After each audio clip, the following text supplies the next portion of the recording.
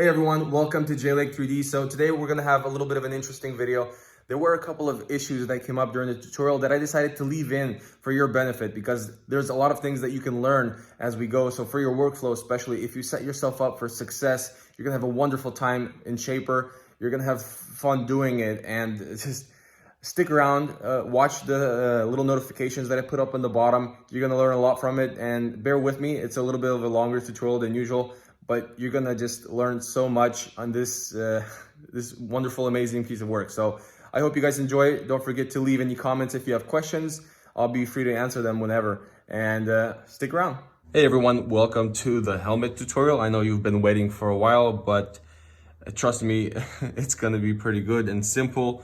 And especially if you've watched my face mask tutorial or the mask tutorial, you're gonna have a breeze at this, okay? And if you haven't watched the mask tutorial, I really recommend it because the workflow that I show there, literally everything you would do here as well. So let's go ahead and start. Let's pretend this is a 3D scan head. This is my warrior Kung Fu monk that I just made. But let's pretend this is a 3D scanned head. The first step, what we need to do is line it up as close as possible to the center. So in this case, I know I moved it over by 200 millimeters just to start with.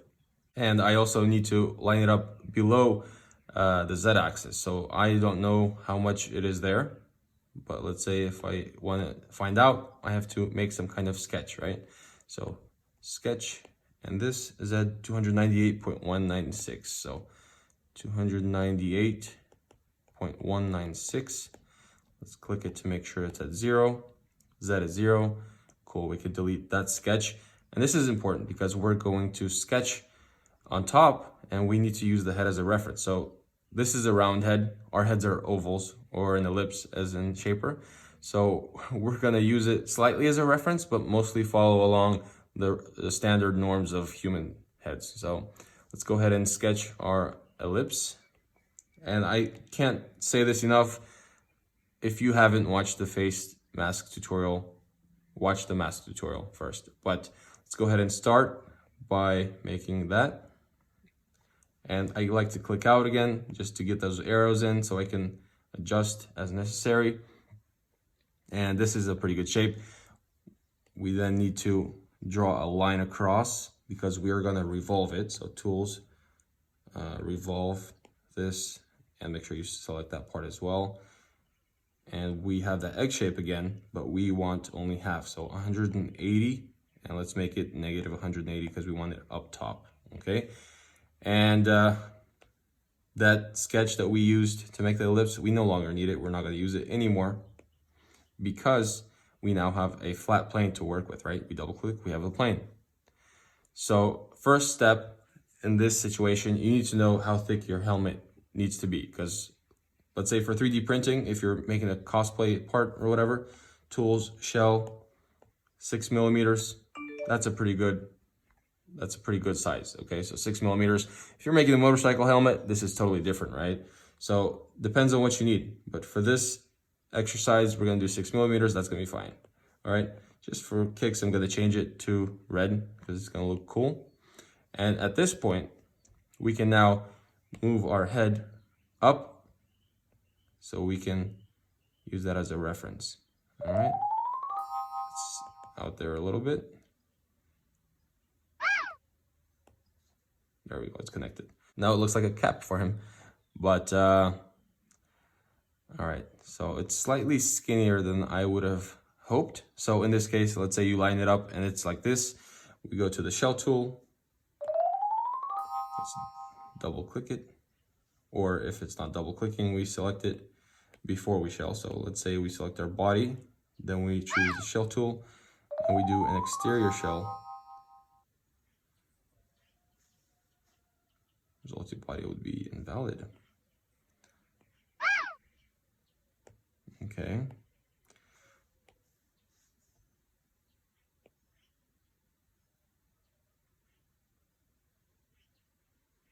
So as you can see, we're already having problems with shell. This is why we shell it in the beginning. But in this case, let's go back and adjust that because we want it to fit perfect, right?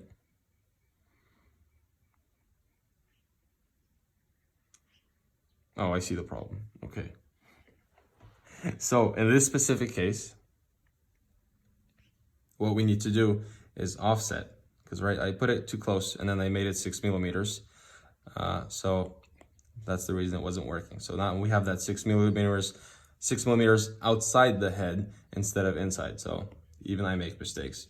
Then we make sure we line up that straight line across. And now we go to Tools, Revolve.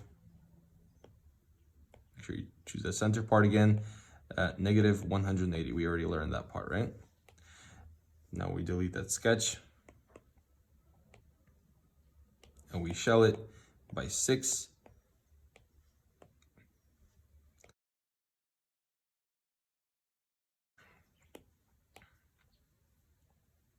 And now it should work. All right, there we go. Moving on from this step, what we can do now is use this head as a plane, as I mentioned, and it fits our head perfectly, right? Don't forget to account for the ears, but hopefully in your 3D scan, you already have. And also, if you have foam padding that you're gonna use, don't forget to account for that too. You need to plan ahead. So before you start working on a helmet, best to make a plan and then work from that. But if you're just learning, then this is fine as well. But we use this planer here as an extrusion point. So now we can go all the way down as much as we need. So in this case, 170, let's do 180. All right, done. And we made a mistake. We need to do it as a separate body because otherwise we're gonna have problems later on. So 180, make sure you do a new body, right? It's gonna change the color, that way you know it's a new body, because otherwise if it's connected, it's gonna be really hard to work with. So now we have our helmet, which is like covering the whole head and we can't see with it, right? So we wanna make some slots here. And to do that, we wanna work on the front face, but we can't do that because it's kind of in the middle, right? So what we could do, and what I recommend doing, is to move everything a set amount. So let's say in this case, let's click on the left so we can see 180. That's fine because we have that. But just make sure that you remember the size, because if you move it and then you forget to move it back to the center, it's going to be harder to work with, right? So remember that number. And if you must, just make a duplicate and do it and hide the rest. But I will show you. Now we go to the front, and what we want to do is make this transparent so that we can see where we need to make the eye slots, the mouth, and everything like that. So we go to sketch mode, and we select, let's say, our points of reference. Make it like this. Make sure you do it at the center there. And then for the eyes, because we want to make it like a strong one. And then you simply select for that transform mirror, and you go into the folder and you just choose that sketch and select the center axis as a reference. That's why it's important to be at the center, because otherwise you wouldn't be able to do this. And you need to sketch an additional line. But now that we have this, you have two options. So let's hide our head. So option 1, you can just run it straight through like a knife, and you get these sharp edges straight through, right? You see that? It's just going like that.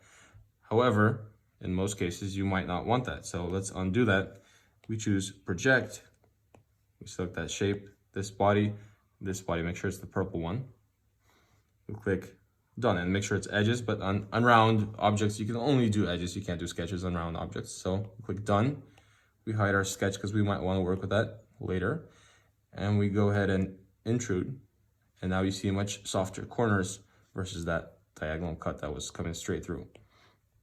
Okay, so at this point, if you're happy with your helmet, you go and you round your edges, right? So in this case, we select those. Let's make it 40, and also this one and this one. Let's make it 10. So, and if you want to connect these two union, then you could round off those edges, but we're going to hold off for a second because I want to show you something else. So if you're done, congratulations. But if you want to add more detail, let's go ahead and add more detail. So let's go left. Let's unhide our head. Usually there's like a slit in the back for the neck, so we can adjust it in the sketch mode. That's pretty good. We have to close our sketch, and then we can move it so that we can, oh, what is that? Let's double click everything, move it, and we're gonna slice right on through. Okay, that's all we need in this situation. And then we can soften these ones. All right, so now we have our little helmet. However, in most cases, we would want to add details, right? So how do we add details? Well, like I said, we have that plane we can work with right there, right? So we can hide our elements that we don't need currently. Let's leave that open. And we can go in and use that as a plane to sketch, for example, a body. And use the real estate that you have here, okay? Because you can always subtract. Here, let me show you. So you, for example, get this, raise it up by 40. Make sure it's a new body. Then you go ahead and hide the sketch because it's going to be in our way if we don't. Tools, subtract from this thing, Wait, subtract from this thing. The Boolean operation failed. That's new. Let's go ahead and rise it up just a little bit. Subtract from this thing now.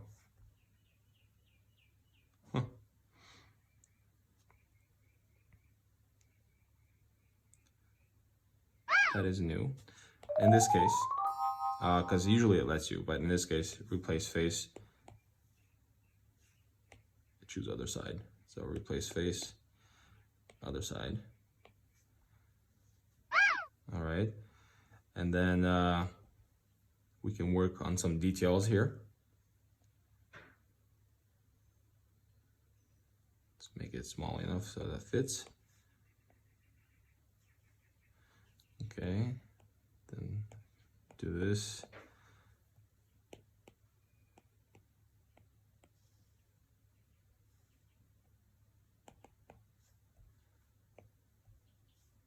And make this yellow for visualizer.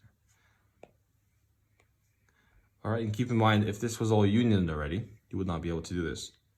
All right, now let's go ahead and move this down by 2 so we have it perfectly there. And just to fix it, since we moved it, we're going to replace this face with this face again. And typically you can use just subtract and it would let you cut off that piece, just delete it. In this case, it didn't work, probably because of my different sized oval. Most likely because remember, when I did the oval shape, I had the dimensions accurately. And then when I offset it, it made it a spline, right? So that makes a difference in your workflow as well. Keep that little detail in mind. When you have splines and you're trying to make very specific movements, it's gonna give you some problems. But if you have like an ellipse with specific numbers, it's gonna go way easier. So try to plan ahead for that. But let's go ahead and delete those sketches. We reveal our bodies again. And let's say for an example, we're done already, right? We go to tools, union, and we connect everything. And then we're like, wait, well, I wanna make this part red as well. Okay, so we're gonna go to visualization. And if we wanna make only this part red, we'll have to go detail by detail. So typically we just select the whole thing, right? Change, but this changes as well. So what you need to do is keep everything separate before. So make sure everything's separate. And then you can choose, for example, this, you make it red. Then you have this red and this stays yellow, right? Then once you're absolutely done and you feel like this is the product you've wanted all your life, what you need to do before actually unioning it, very important step. You select all, you copy it, remember how much, by 500 in this case, right? then I forgot to keep it selected, but you select it, you make a folder. And you make a copy at important steps. And I misspelled that. Important steps. All right. And then you hide it. And now you're free to union these as necessary. So let's see. Let's make this black because it's our little camera or whatever, right? So our helmet is pretty much done. And to add details, you can either use this method that you sketched on the plane here, or you can always use another sketch and project it. So for example, we have this sketch, right? Let's say we want to add more details. Let's say we turn it 90 degrees. Let's hide the head. You add a detail and you have the option to either extrude, right? You can use a new body and then subtract or replace face as necessary. Remember the modes I talked about, if you're making exact numbers or if it's going to be a spline. Or you can also tools project onto here as an edge, and then you can work with that from here. So you can add those details later. But it's once you're set up correctly. See, the important part is the setup. If you set yourself up for success, then you can do whatever you want. But let's say if this was a solid piece and I wanted to shell it now, it probably wouldn't let me because it would be a complex shape. There's too much going on. Like this part, if it was connected to here, that adds a lot of complexity and detail that would, differ our plan. But if you set yourself up correctly, you have the dome and then you have the separate pieces and you make everything separate until you're absolutely sure you want it. And then you make a duplicate file so that if you union it and then you want to make a change, you can go back. If you set yourself up for success, you're going to have a fun time working on your project. You can add any details now or later and just watch my mask tutorial. That will help you with the rest. So hope you guys learned something. Don't forget to like, share, and subscribe. And if you have any questions, feel free to let me know. I'll see you guys in the next one. Bye-bye.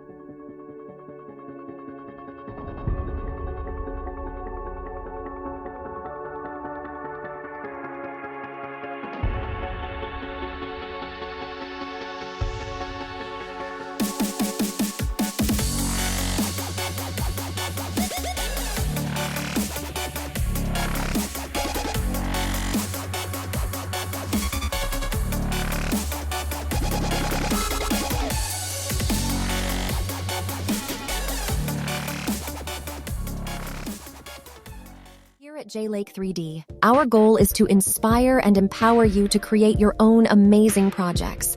Please support our work so that we can keep doing it. Don't forget to like, share, and subscribe to see more.